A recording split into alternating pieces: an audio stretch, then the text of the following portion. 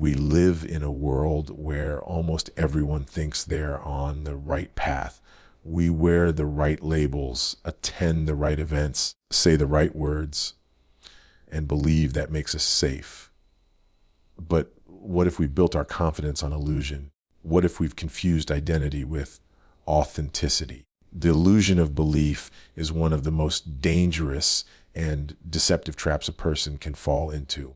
It's the subtle comfort of thinking you're right with God when in truth, your heart is far from Him. It's easy to mistake familiarity for faith. You might know the songs, quote the verses, even talk about moral values. But knowing about something is not the same as being transformed by it.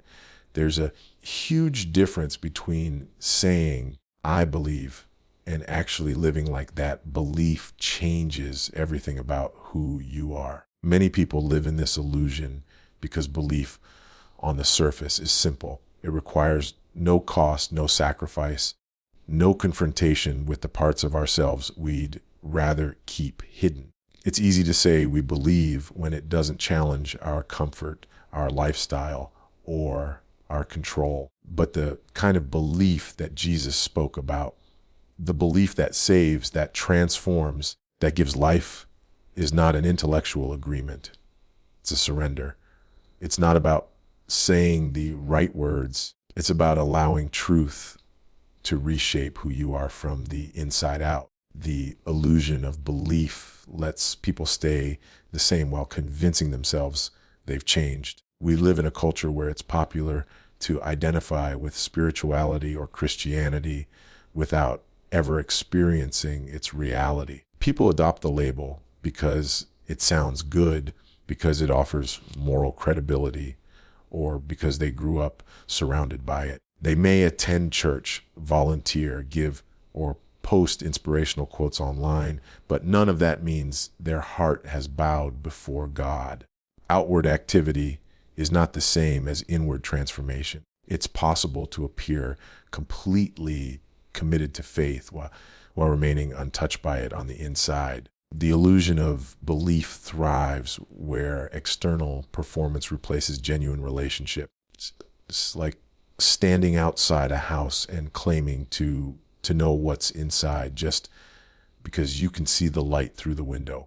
You might describe the glow, the warmth, even the movement of shadows, but you've never stepped through the door. Many people live their entire lives in that place, close enough to feel the warmth, but never entering into the reality of true faith.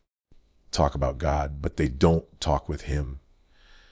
They read about truth, but they don't let it confront their falsehoods. They acknowledge right and wrong, but they don't allow conviction to rewrite their choices. The illusion becomes even more convincing when surrounded by people who share it. When everyone around you believes the same way, it feels safe. It feels normal. You compare yourself to others and think, I'm doing fine. I'm like everyone else. But spiritual reality is not measured by comparison. The question isn't whether you're better than someone else. The question is whether you're genuinely transformed. The illusion of belief numbs this awareness. It tells you that good intentions and religious activity are enough. Lulls you into complacency, whispering that because you look the part, you must be the real thing. But truth has a way of cutting through illusion. Deep down, when you're alone with your thoughts, there's a quiet awareness that something might be missing. That inner emptiness you try to fill with routine or distraction is often the soul's way of crying out for authenticity. The illusion can fool others, but it can never satisfy the spirit within you. Real faith doesn't come from performance. It comes from presence, from knowing, surrendering, and being known.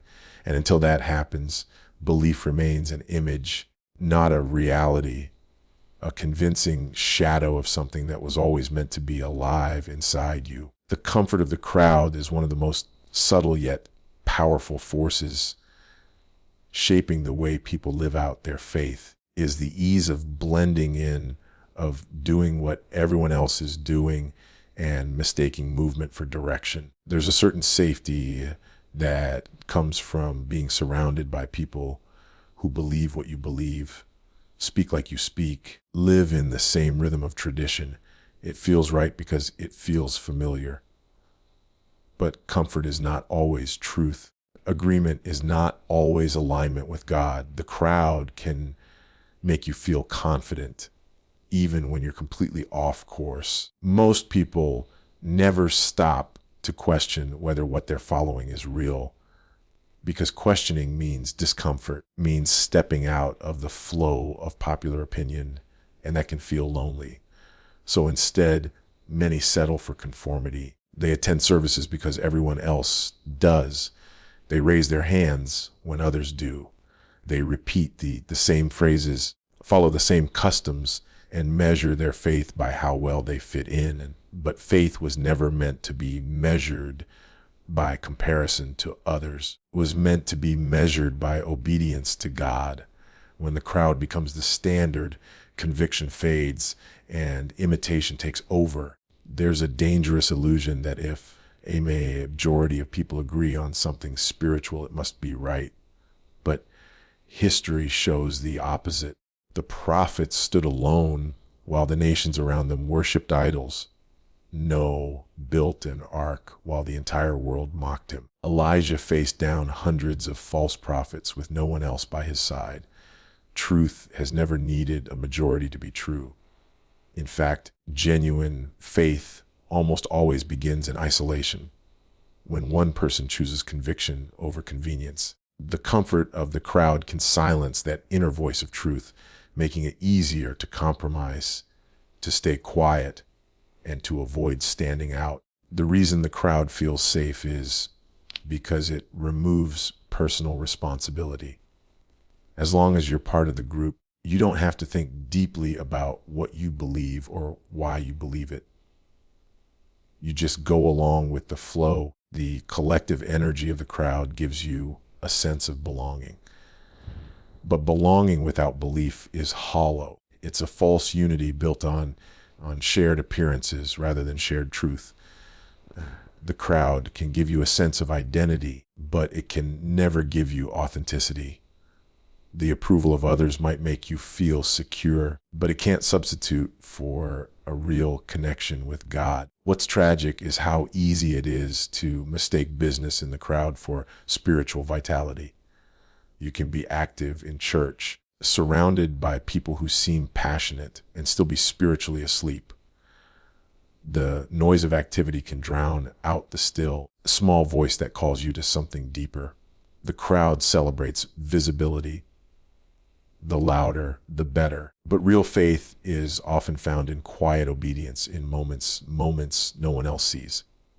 When everyone moves together, it takes courage to stop and ask if the direction is right. The comfort of the crowd tells you not to think too hard, not to question too much, and not to step out of line.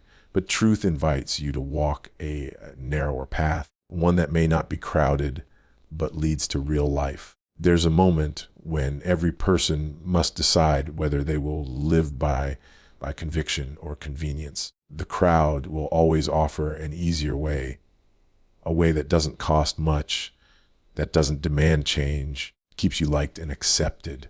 But comfort can become a cage, and popularity can be poison to the soul. When you live for the crowd, you stop living for the one who called you out of it. Faith was never meant to blend in.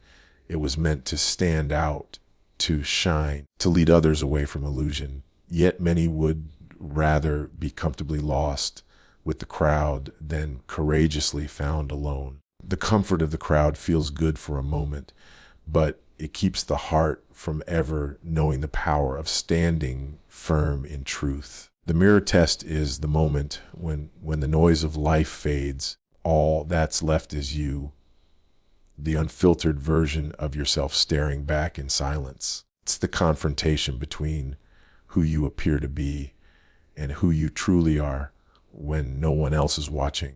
The mirror doesn't care about reputation, titles, or appearances. It only reflects what is real. Most people spend their lives avoiding that reflection, hiding behind activity, success, or religious performance, because deep down fear what they might see if they ever stopped long enough to look honestly. The mirror test is not about perfection. It's about truth. It's about having the courage to see the difference between what you show the world and what actually lives in your heart. It's easy to build a version of yourself that others admire. You can learn how to talk about faith, how to behave in ways that make people believe you're committed, and how to present an image of spiritual strength. But the mirror test strips all that away. It's not about how you act on Sunday morning or in front of others. It's about what you choose when no one is around.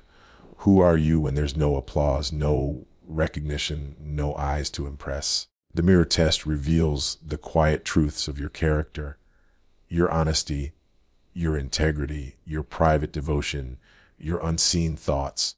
For many, that reflection is uncomfortable because it exposes the gap between appearance and authenticity. In public, people often perform their faith. They know how to sound sincere, how to use the right language, how to appear humble or compassionate. But the mirror test asks what happens when the performance ends. Do you still pray when there's no audience? Do you still live with love and humility when no one is watching to praise you for it? The reflection doesn't lie, shows the parts of you that words can't hide. The motives, the desires, the real loyalties of your heart. It's possible to impress everyone else and still be empty inside. The mirror test brings that emptiness to light, not to shame you, but to wake you up. When you look into that spiritual mirror, you begin to realize that faith is not measured by how others perceive you, but by the condition of your soul before God. It's not about how much you know, but how deeply that knowledge has changed you. The mirror test forces you to ask the hard questions. Am I living what I claim to believe? Am I faithful in private or only when others are watching? Do my choices reflect conviction or convenience? It's in those questions that true growth begins. The person who never looks honestly in the mirror will keep living an illusion, confident in public, but conflicted in secret. Many people avoid the mirror because honesty is painful.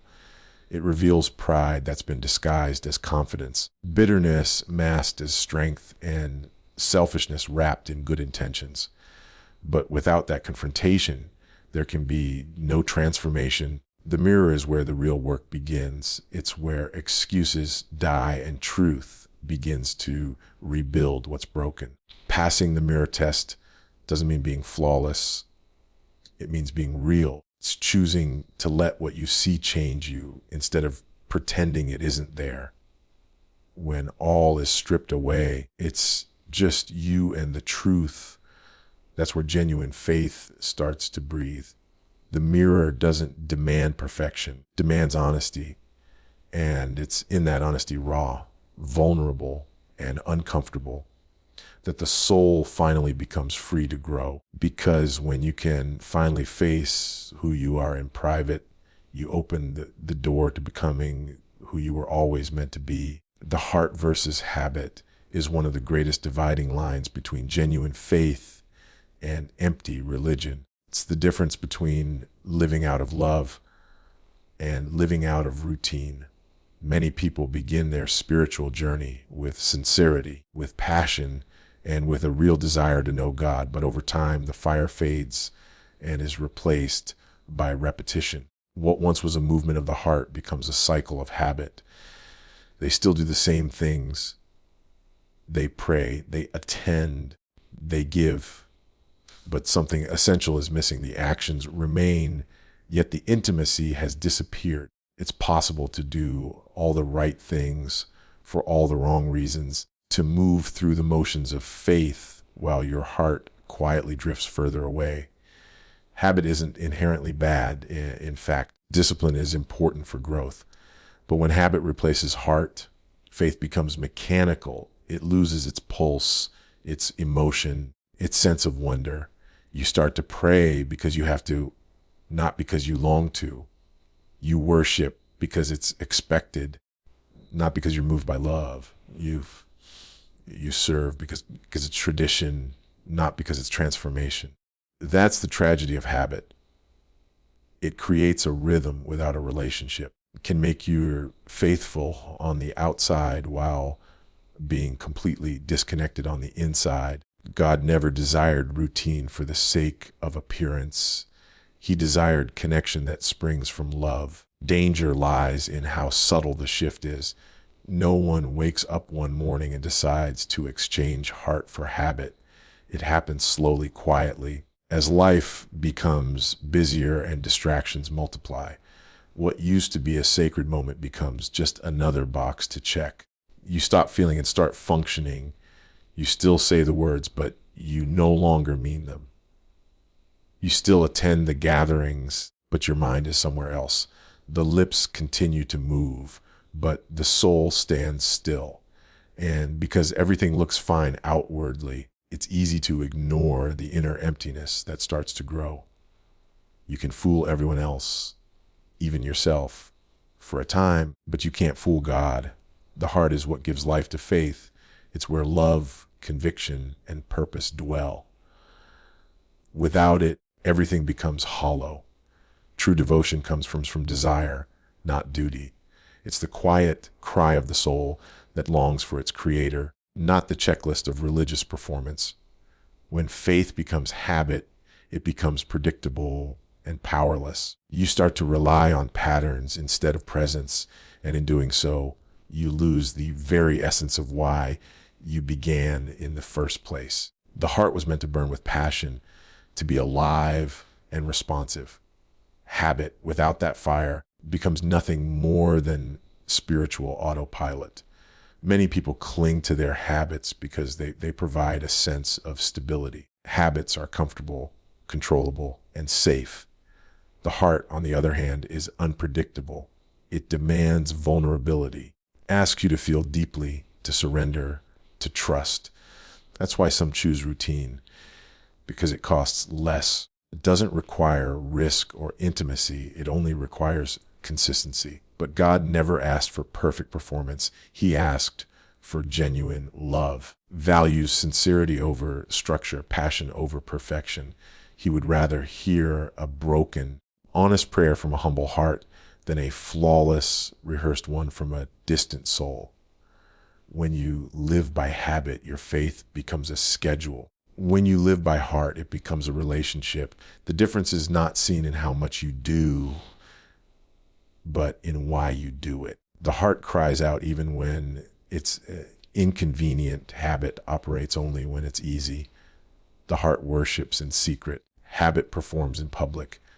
The heart listens. Habit repeats. One leads to transformation, the other to stagnation. The heart invites God in. Habit simply goes through the motions, hoping he'll notice. The challenge is to return to that place where love leads again, where every prayer, every act, every word comes from the depths of who you are, not from the repetition of what you've always done. Because when the heart is alive, faith breathes again. And when faith breathes, routine becomes worship, discipline becomes devotion. Every moment becomes an opportunity to love deeply and live authentically. The final question is the moment of truth, the silent reckoning that strips away all excuses, all appearances, and all self-deception. Is the question that echoes in the quiet of the soul when everything else fades. What if everything I thought was good enough isn't? For most of life, people measure themselves by standards that make sense to them, by comparison, by culture, by comfort. They look around and say, I'm not as bad as that person, or at least I try. But the final question is not about being better than others.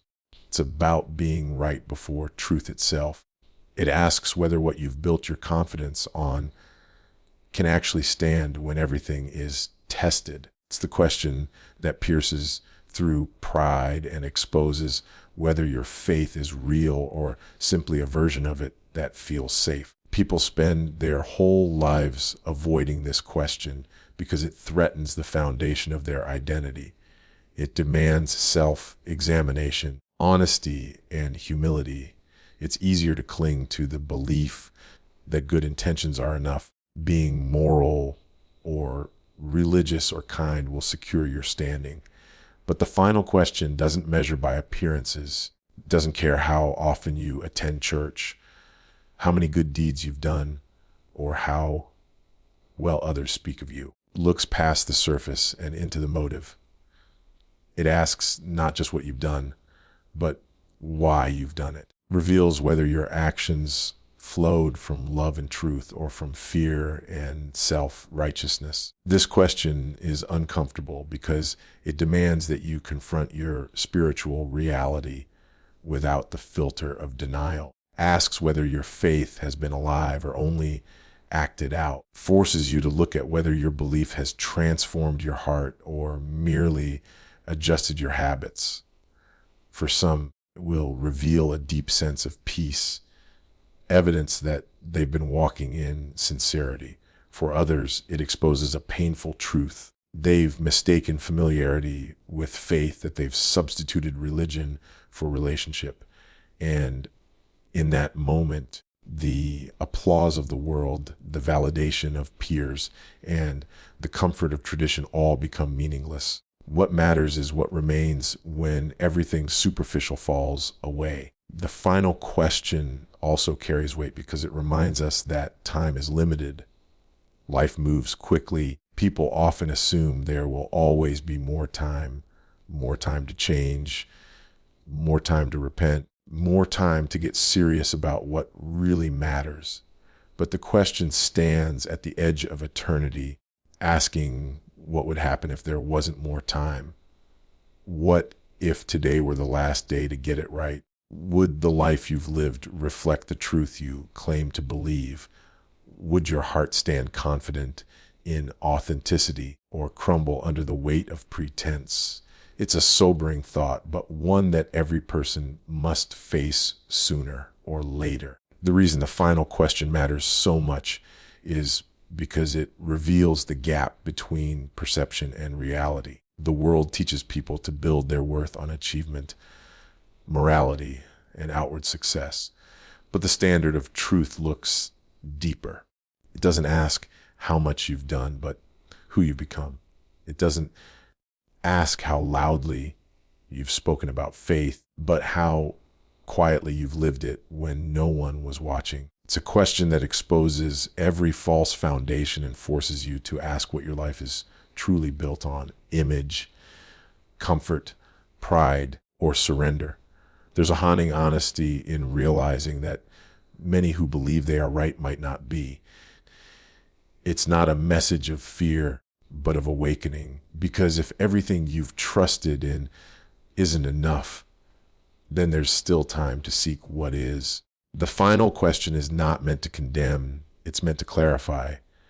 It invites you to stop pretending, to stop performing, to start pursuing truth with all your heart. It's the moment when belief stops being an idea and becomes a decision. In that sacred confrontation, you find out who you truly are, not in the eyes of the crowd, not by the standards of the world, but in the light of unchanging truth.